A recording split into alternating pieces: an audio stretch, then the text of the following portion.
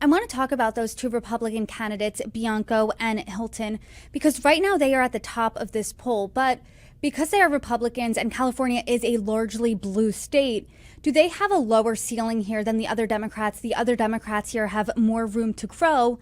And because California does have a jungle primary, how possible or even likely is it that there could be one or two Republican candidates? Yeah, and that likelihood is very, very low.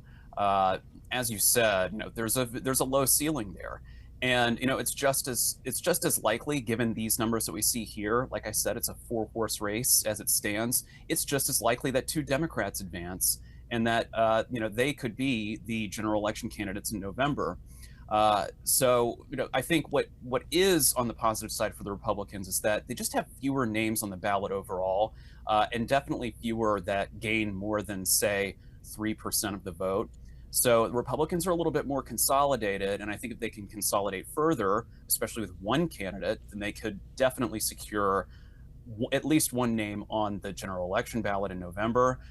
Democrats, on the other hand, they can be a little bit pickier, and they could still end up with at least one, maybe two on the general election ballot. Again, that's just as likely as anything else in this scenario, since we have two Democrats effectively tied with two Republicans. So anything could happen, but I think as we get closer, we will see some of that Democratic vote start to consolidate. Maybe some of these candidates, these lesser known candidates, start to drop out, and then things will completely change.